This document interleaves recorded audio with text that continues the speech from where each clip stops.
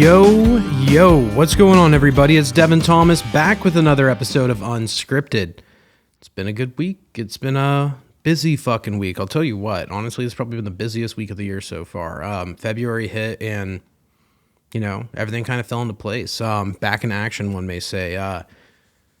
Done a lot this week, business-wise. I know being an artist, it seems like it's all work, no play, or all play, no work, rather. But it's not. I think any good artist will tell you that until you've made it, you're always going to have, that other job, that other source of income. And for us, it's real estate. It's something that we've done a long time. But anyways, I'll get into that in a minute. Just that picked up heavy this week. And I think there's just a lot of things changing, economy-wise and business-wise that are making that, engine turn again, one may say, because it's been a minute since real estate's really been popping, high interest rates, all sorts of stuff. I'm not here to talk, it's not an economics podcast, but yeah, I digress.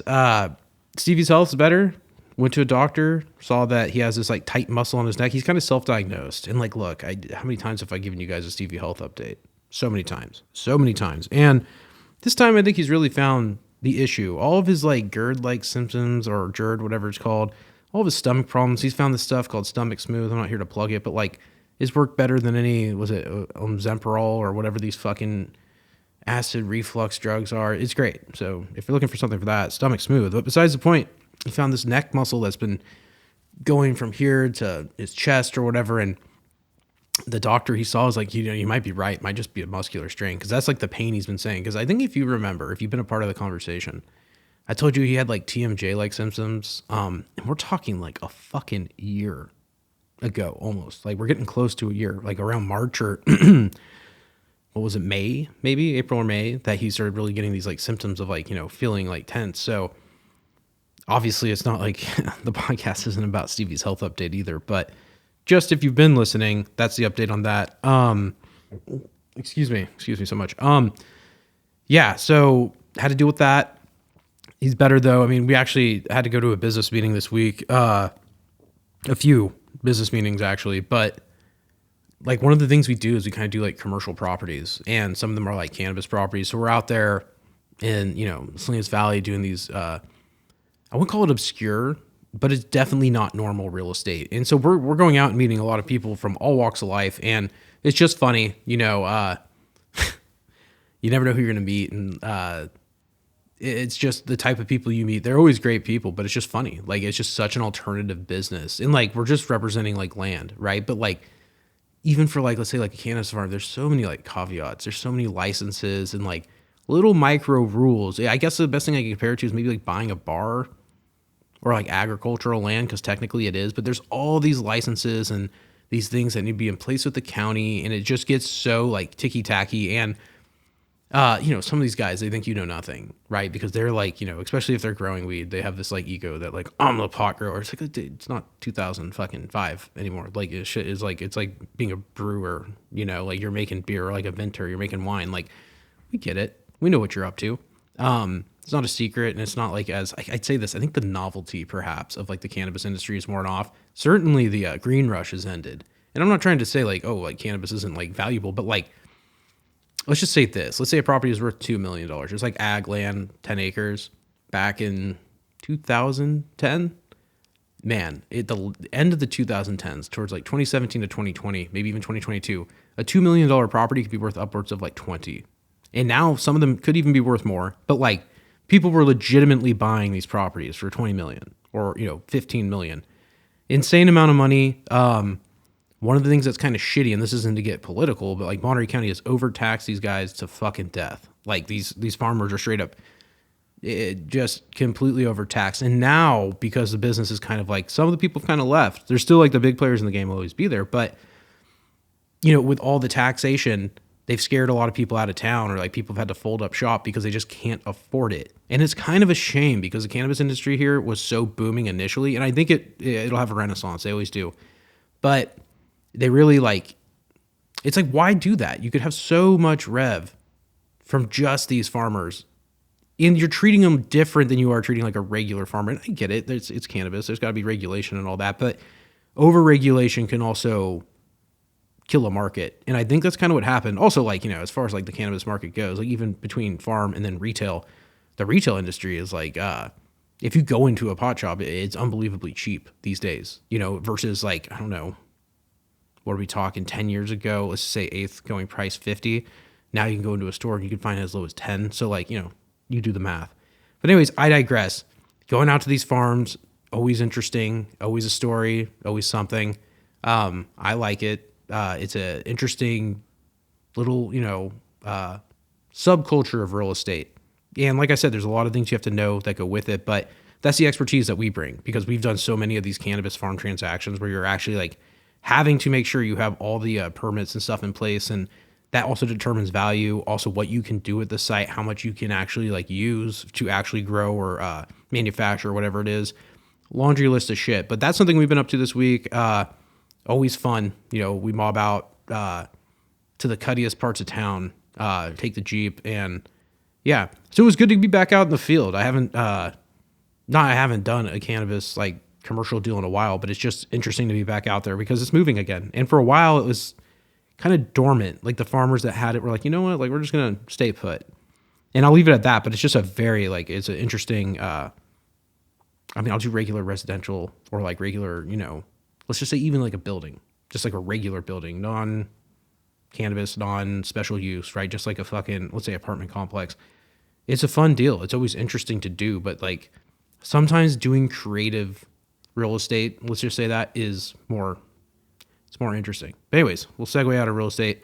As far as like movie stuff this week, I've just been filming a lot. Been filming a ton of fucking test footage, still using the red, kind of switching up lenses and trying new things. Like I've really hooked on Zeiss for a minute. And I do love my Zeiss lens kit.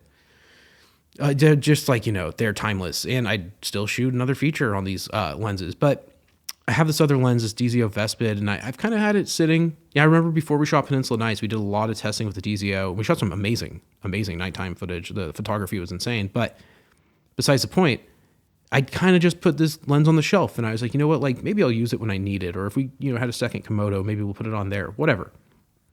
And cracking it out the other night, I just was blown away. It is such a cinema lens in comparison to, well, not in comparison to the Zeiss, but I'd say this, it's a very modern look. You get this modern, sharp, cinematic image with a lot of breathing, a lot of blades, a lot of stops. It gives the image this just fucking like, it looks like a movie. And I think these lenses, I was reading quite a bit, I was even talking to chat, and it said like the DZO Vespid is really trying to emulate the RE Signature Primes or, you know, a high-end Zeiss lens. And I was like, yeah, it sounds about right. It just has this this crisp look, nice skin tones, good contrast. There's a little bit of this like almost vintage feel where there's like not chromatic aberration, but there's not a tint. There's no like green or magenta tint, but like sometimes around the edges of like shapes or people, you see this little like, I don't know, it's this little green or something, and it's nice. Like I don't even care if it's aberration. It looks to me more cinematic.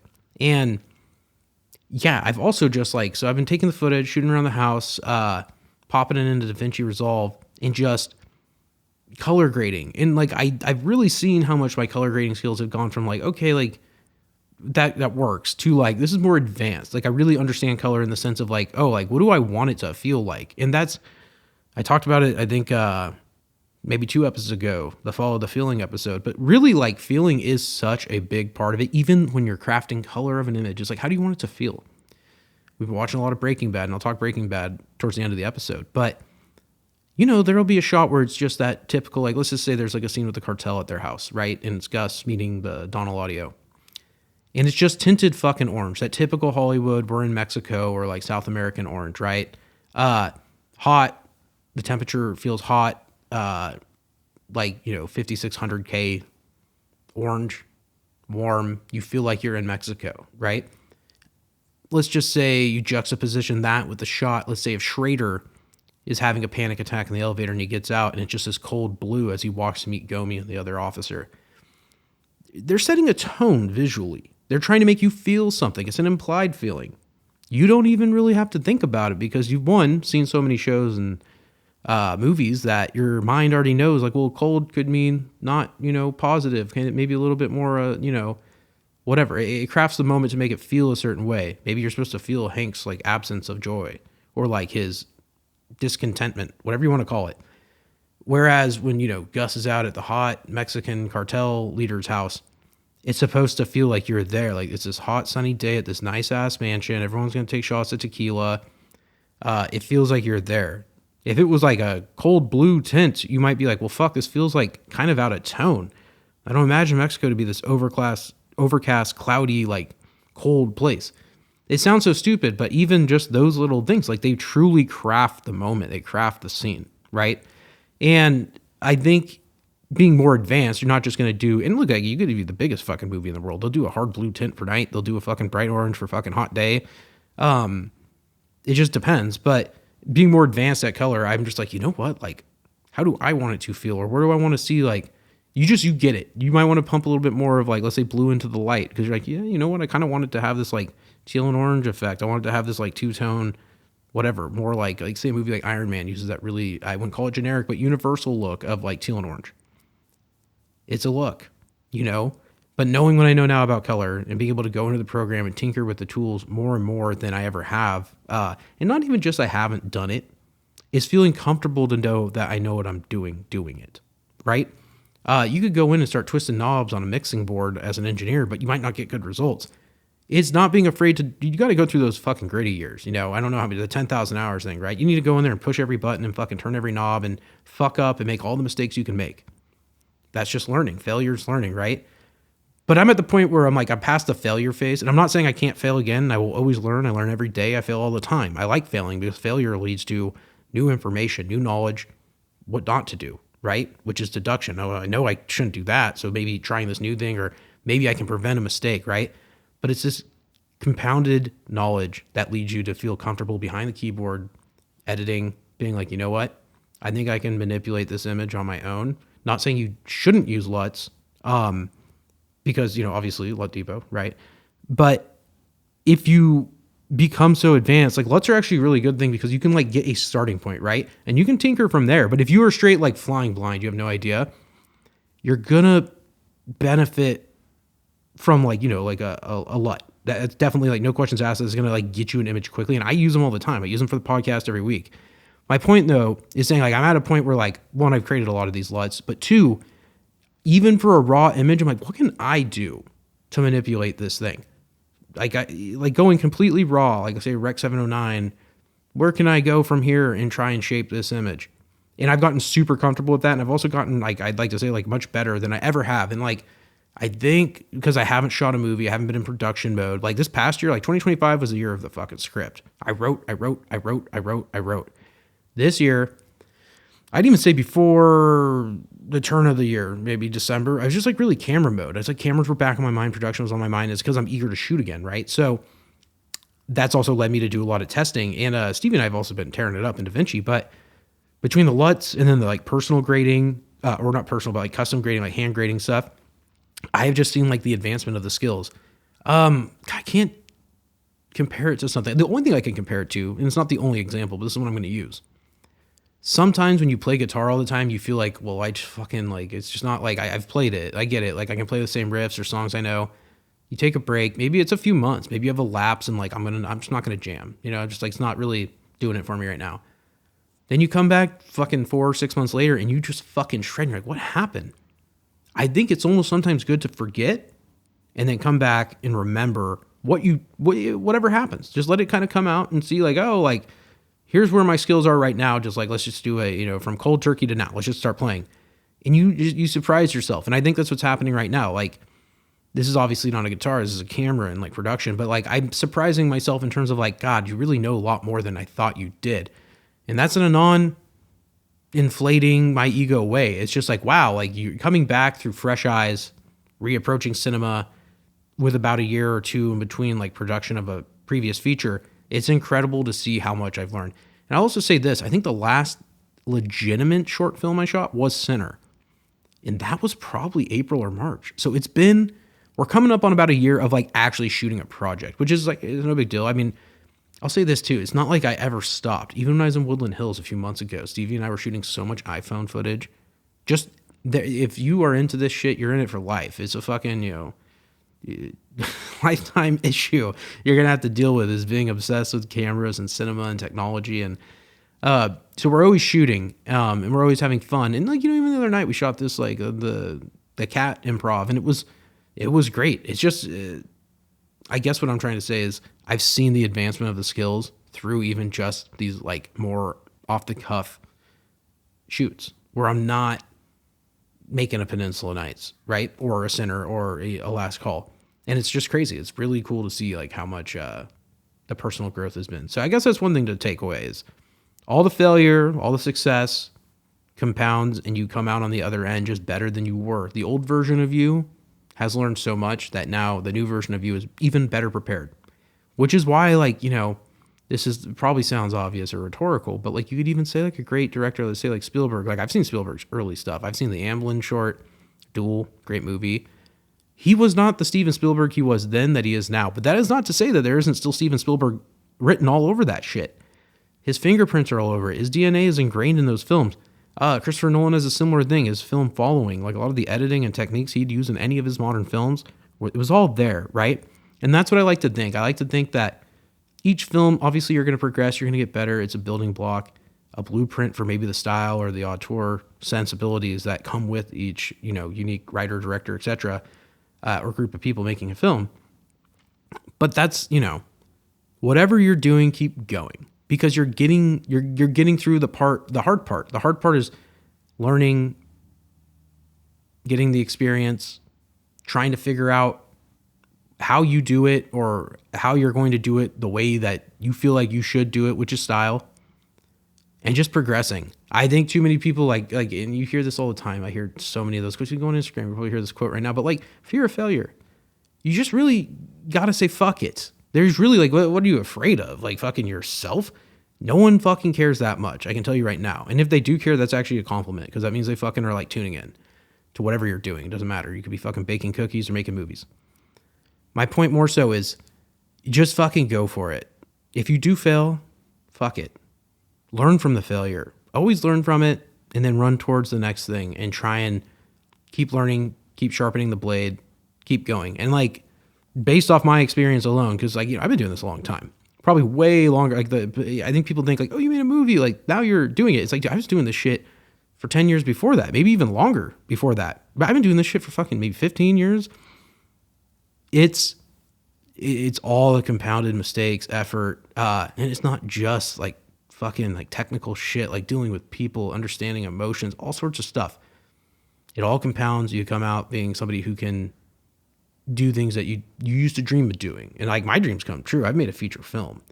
The new dream is to continue doing it. Right. And yeah, what was it? 24, the movie came out. If you told me 5 years ago that I'd have a done feature film, like I'd just say like, maybe I'd want it to happen, but it would just feel like, I don't know. You have limiting beliefs. I try to not have limiting beliefs. I think limiting beliefs are really bad. Like, oh, like, well, I could never do that, or I can't get this, or I could never own that. It's like, well, yeah, like mentality is half the battle. If you don't think you can, then you probably fucking won't. You need to be thinking like, I could do it. You got to have, it's not like a blind confidence or some egotistical thing. You need to tell yourself though, that like, I could do it. If I really wanted to make a movie, I think I could. If I wanted to write a book, I think I could. It might not be the best thing, the first thing I write, but like, I think if I did it enough and like loved it enough, I could really do it. It goes for anything, not just art. But my point more so is just like getting in the mentality of I can, not, well, if, like, if, or once I have this. It's a bad mentality to be in. You need to just kind of gas yourself up. And maybe that's a delusion that great artists have or successful people have, but it's the right delusion. It's all a gamble in the end. So fuck it, take a stab in the dark, shoot your shot. And if you fail, just keep letting the ball roll. You can't do anything else. What else are you going to do? That's also what I tell myself a lot. I'm like, what would I do if I wasn't doing this? And I'm like, I just don't know. I think this is like the artistic journey. Let's just say that is the thing that is the gift that keeps on giving. It is the ultimate purpose outside of maybe like family, friends, career, right? And like, I'd love this to be my career and I'm still working towards that. But it's like I said, I've talked real estate, I've talked other things. Like, I think that's another thing I'd like to say. There is a reality, versus the fiction of like Hollywood and stuff. And like I see people like, who was it? I can't remember her name, but this she's in Taxi. She plays like the cop, the one with fucking Jimmy Fallon. She's like the lady cop in it. But I saw she was talking about how she like mortgaged her house to make a movie, and how it was like crazy that she had to do it. And I saw like Jay Duplass talking about how he's like, yeah, like I'm just not making that much money in film. And it's like, yeah, it's a sacrifice. Like I think the glamour of like, oh, like let's say like the award shows or any of that shit. It's like, oh my God, like look at how like amazing this is. And it's like, yeah, some of those people are fucking loaded, but like some of them are just artists. I think the joke is, and maybe it was Louis C.K. who said this. I think he said like the guy who wins the best documentary Oscar at the Academy Awards drives home in a Prius. And it's like, that's probably fucking true, right?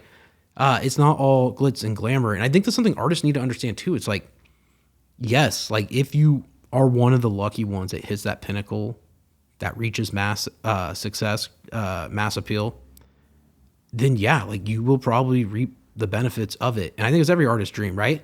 And this isn't to say you got to be like fucking Clooney to make a big check. And I'll get into that in a second, actually. There's a YouTuber who just had a very successful film. But it's like, you know, until you get to that point, like just really like you got to have like the sustainability. You have to have that, like, you got to be able to like, you know, the reason we were able to make a movie is because one, we did it for cheap. But two is that we spent some years figuring out our financial planning. Like how can we be sustainable to make sure that we can continue doing this? And that for any artist, like make sure you, not the don't quit your day job thing, but make sure you have a job that can facilitate your, you know, artistic journey.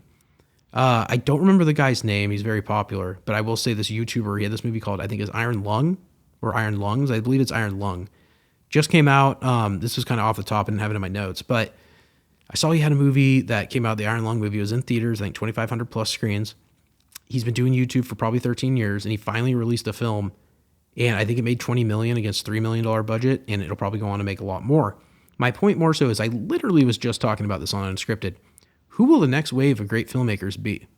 It will be the people that emerge from YouTube. YouTube is the Netflix killer, is the Amazon killer, is the everything killer, because YouTube is free. Unlimited uploads, no fees, monetization, what's not to like? And I've been saying this for like the past year. I've been really beating this horse. In today's day and age, in 2026, what's the difference? Who cares where you watch the show? Who cares where you watch the movie? You know, Mr. Beast was a YouTube giant, and they had to get him onto Amazon Prime. Who went to who? I'm sure Mr. Beast has benefited greatly from his partnership with Amazon Prime. A lot of eyeballs, a lot of parents, probably a new age bracket that doesn't know who the fuck he is, right? I'm not watching Mr. Beast videos all the time myself, but I was very well aware of who he was. I knew about his company, the Feastables, the chocolate, etc., right?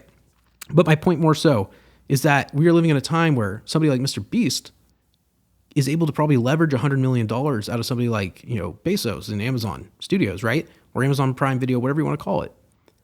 And that is because his platform allowed him to get so independently famous, known, build an audience, that they're coming to him. They're like, well, fuck, like, let's go to this YouTuber guy. He's already got an audience. Not just an influencer. I think he is a little bit a cut above just influencer. Some of his shit's ridiculous, but on the whole, he's actually just a very good, you know, producer. He's a great showman as well. He's a great host on Beast Games, which is a surprisingly great show. I get his derivative of Squid Game, but it's an excellent show. We're watching it. I think a new episode just came out. I haven't seen it, but I love the show. It's, you know, incredible. And it's all, to get to the point, is all birthed from YouTube. The YouTube wave is coming. I'm telling you right now. And I've heard even like, I think it was Reid Hoffman, or maybe it was, Reed Hastings, whatever, the Netflix CEO.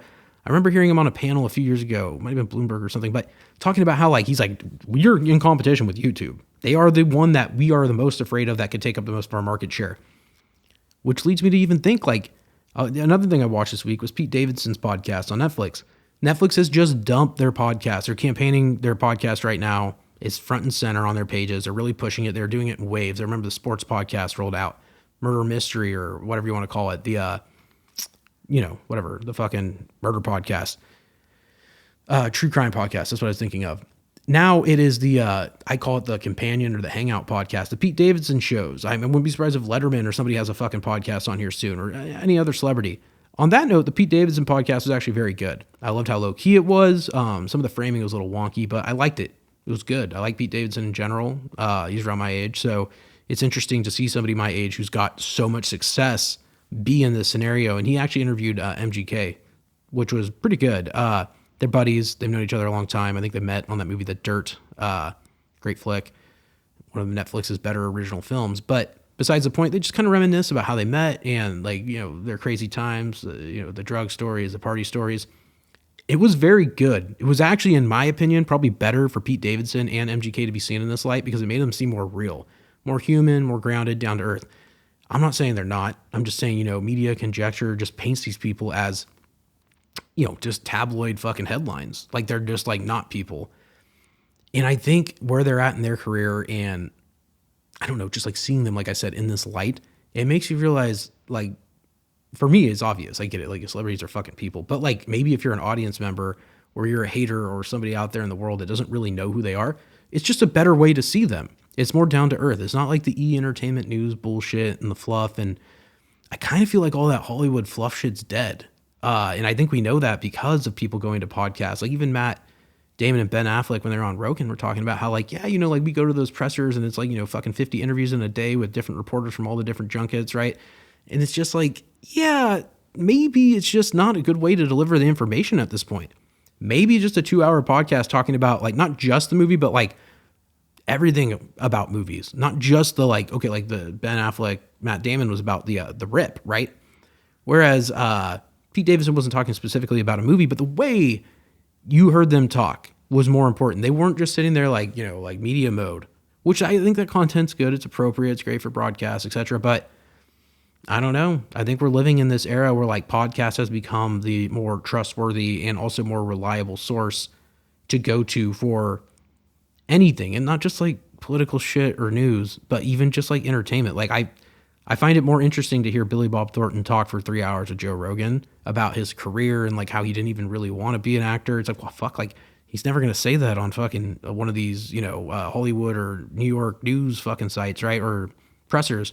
He's going to talk about the movie positively and do, you know, I get it. It's not maybe a fiduciary duty, but it's like a due diligence. You don't go out and bash your film before it comes out. I'm not saying that's what they're trying to do.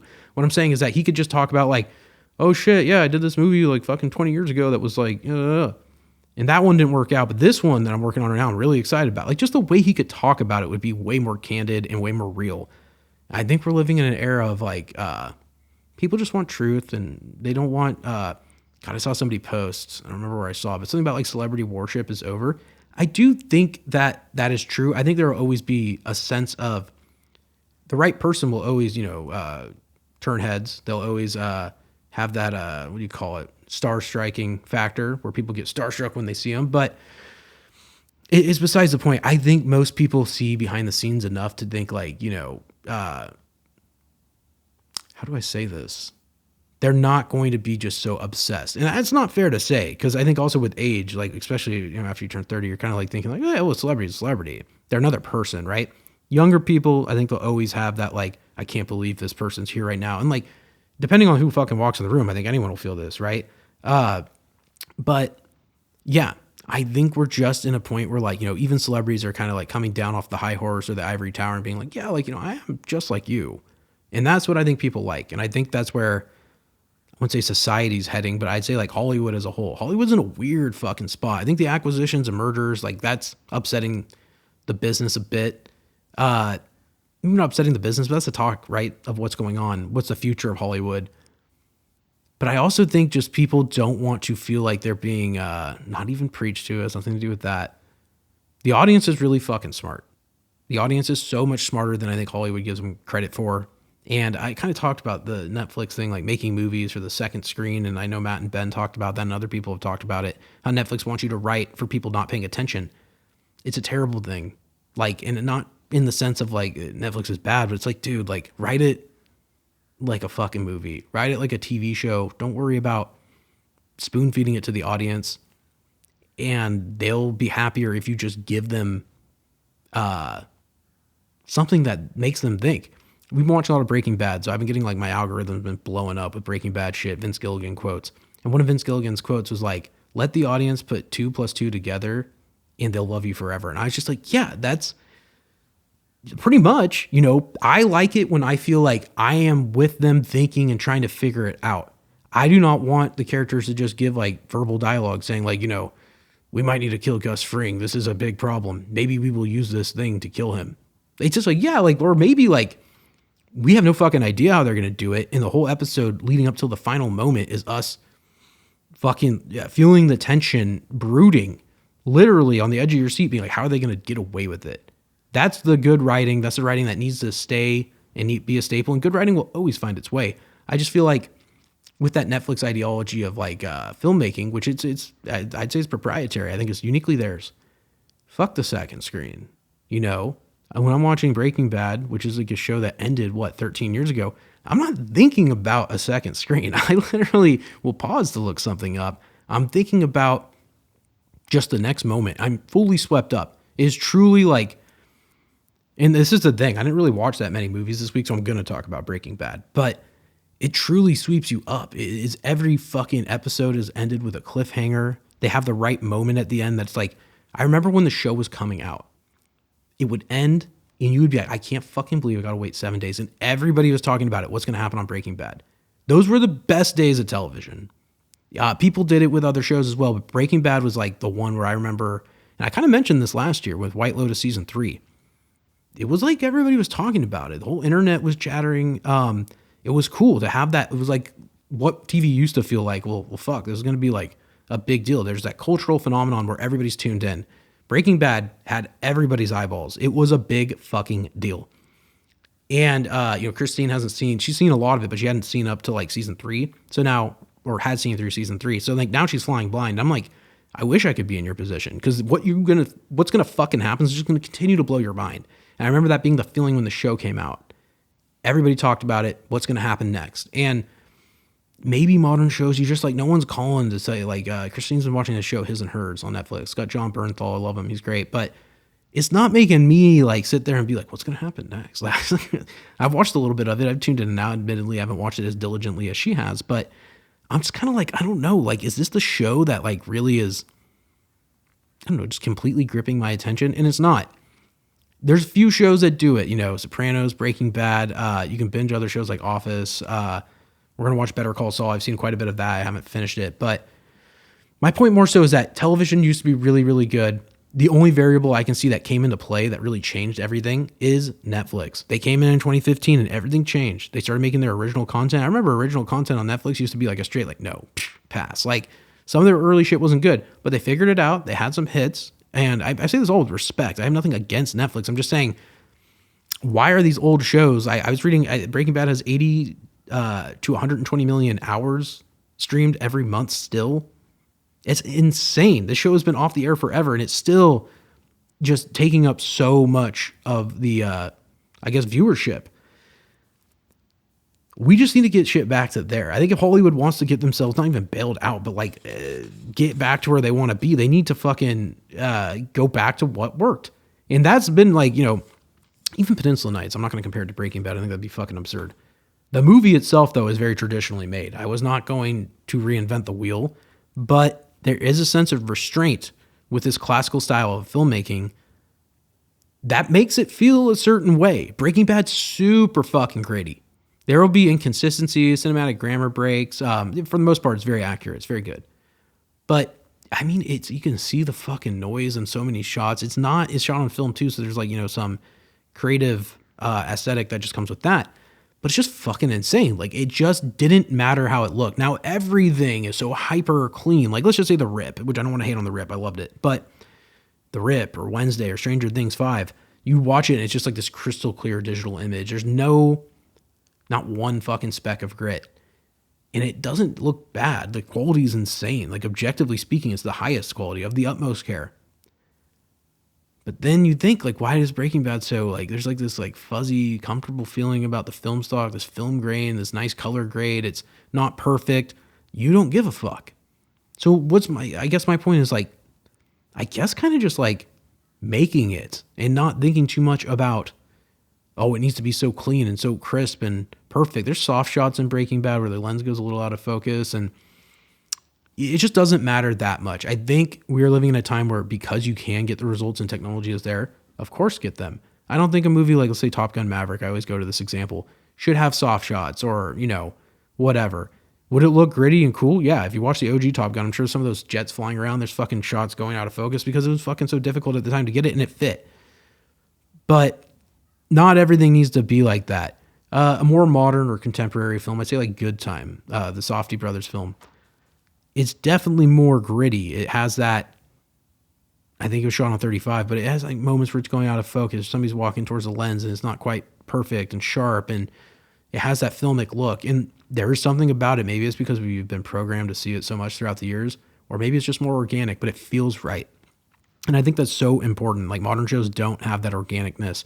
I'd even say like Saving Private Ryan. I know I talked about it a few pods ago, but it had this organic grit to it that aesthetically you could get with a digital camera, but because digital cameras have such good capture, many are just saying like, well, no, like we're just going to keep it how it is. Like a movie like A Complete Unknown, I think it was shot on the Sony Venice 2. Incredibly well shot, but like because it was of that time, supposed to be like, the beatnik era, maybe they would have benefited from like just fucking adding grain and little, noise here and there in the image. I'm not saying they didn't. I'd go back and watch it, but I remember it being very like clean and crystal and like F1. F1 is another movie that's just so well shot. Bullet Train. Any of these modern movies were just like fucking like meticulously lit. It just doesn't have that same feeling. And there's something about this grit is what I'm getting to that makes it feel very real, very plausible. I will also say this, and I think I said this last week. Breaking Bad isn't reinventing the wheel either with their cinematography. There are some incredible shots and moments. Like I said, Vince Gilligan truly crafted a great pilot and also was able to set a tone for the entire series. I believe he directed much of the first season himself and wrote much of it himself. But he was able to also get the show shot because it was so, like, I'd say, like, I don't want to call it low budget because I'm sure Breaking Bad had a tremendous budget towards the end. Initially, it probably was low. But it's just, it's real cinema by, I wouldn't say by numbers, but very basic. And you don't need to, I think people put it on a pedestal, like it needs to be like this crazy shot and this and that. And like, I appreciate directors that do that. I gave you the Forrest Gump example the other day, like the feather falling from the sky and then it bow ties at the end with the feather drifting away. It's amazing. You don't need that shot though to tell. You could have probably made a low budget Forrest Gump and it would have been pretty good. But besides the point, if you're just going out to shoot something, even Breaking Bad sticks to the like rudimentary fucking cinematography. It's not trying to get too crazy with the shots. We're going to see a 2. We're going to see some coverage. We're going to see some fucking cowboy. We're going to see maybe an insert, maybe a tight shot for emotional reaction. I see the lens swaps and I see all the things in the show when I'm watching it. And it's incredible. But it's also very, I'd say like, it's not elementary, but it's basic. It's not trying to be, they're not overthinking it. Maybe that's part of the reason Breaking Bad is so great, is that they didn't overthink it. They had a great show, great IP, great idea. And they were able to build the story up. The story is what's so interesting, right? Because like, you're not really concerned so much about like, it's cool to watch them cook some fucking meth. It's cool to watch them fucking do some gangster shit, right? Make a lot of money. It's cool to see Walter's waking life, but it's really about his relationships and like how what he's doing is going to affect his life and then also his family and his relationships. It's not just all about, fancy shots and whatever. There's a minimalism to it. There's a simplicity and there's a restraint. Fortunately, they're able to break the restraint and go even fucking harder because they can. But on a whole, the show, I think the reason it's timeless and it's stuck around is because it is, maybe it's the way it was shot, is like there's a sense of timelessness to it. It's not, even though it's shot in the 2000s, there's indicators that it is the 2000s. There's like the phones and the cars and stuff. And I grew up during that time, so I'm probably not seeing it. Like if you're a kid now, you might watch it and be like, this looks like old shit. But like, yeah, there's something about it. It's just so timeless and universal. It's like, I'd say even like a movie like Taxi Driver. It's older, right? I think 76. But like if you watch it today, it's still relevant. It's still extremely well shot. There's still millions of Travis Bickles out there, hopefully not going crazy, but like the identity of Travis Bickle being this like, the isolated, lonely man, it is timeless. I think a lot of men feel like that.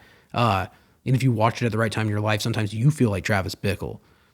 I think it's fair to say. I think that's like, something when that movie came out, there was a huge reaction to that. I'd say Walter White perhaps also has like a identifiable characteristic to him that people are like, I see myself in him, or Jesse Pinkman, right? Any of the characters, Skylar White, I'm sure some people are like, I've been Skylar. I've been in the relationship where like the husband's doing this or that, or Marie and Hank's relationship, or all these dynamics. They're just relatable and timeless. And I think that's really what makes if Breaking Bad took place in another era, maybe it's the husband's a fucking bank robber and she doesn't like it. It could have been anything. But because of the uniqueness of the subject matter and also like the story and what's the pitch for Breaking Bad? A high school chemistry teacher decides to start cooking meth because he has the knowledge to do it. Pretty fucking crazy, right? And I think that was the hook, and the journey and everything else after that is way more important. And to get my point run my point home rather, the cinematography and the way the story is told is, I'd say, it's obviously important and is upfront, top of mind, to say the least. But it didn't need to be shot in this hyper clean modern way to make it that. And I'm not saying because of when it was made, that's the only reason it was shot like that. I think if they shot Breaking Bad today, they'd probably have very similar, maybe they decide to use a digital camera, but I think they'd still edit it the way they edited it and still make it the way they made it. I digress. I think on the whole, though, I mean, we're getting into season 5 because this is what I've been watching. Otherwise, I would give you some movie fucking, commentary.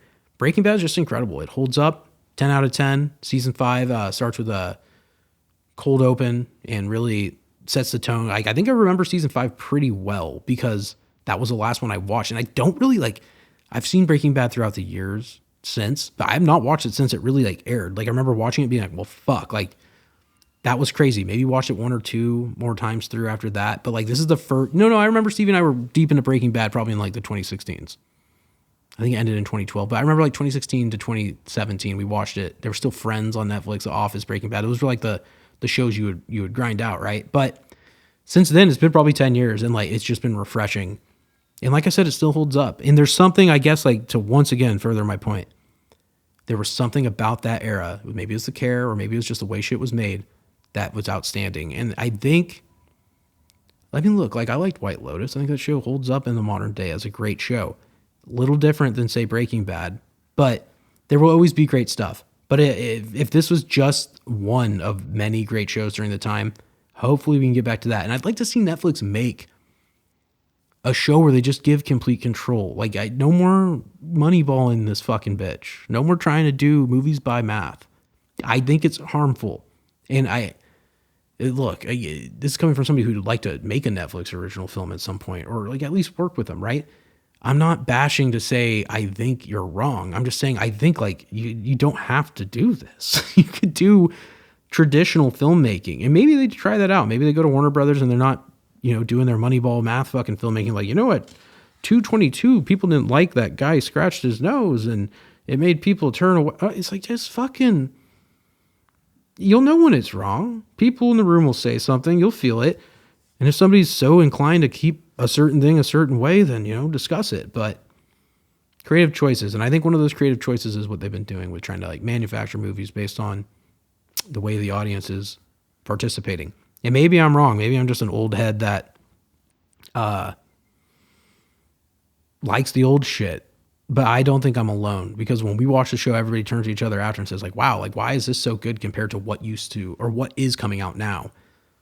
And like I said, there's going to be the White Lotus, there's going to be the Outlier, there's going to be the great show that comes out, and everyone's hyped on it. But I guess that's less often than more often these days. And that's my 2 cents on that.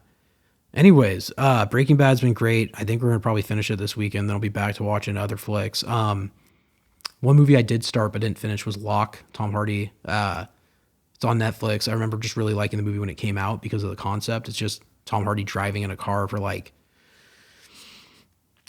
hour and a half, 90-minute movie. And I just remember the production of the film was I think they shot it in 4 days, but he just kind of it's almost like he acted a play. He just rode in this car and talked. And I got about halfway through the movie. I had to turn it off. I got way too tired. It was late at night, but I'll probably revisit that this next week. I love that concept though. And I like how, I guess what I like is look at how budget it is. You get Tom Hardy, big actor, have a couple voices on the phone calling him. It's mostly done through the phone and him, just talking to people.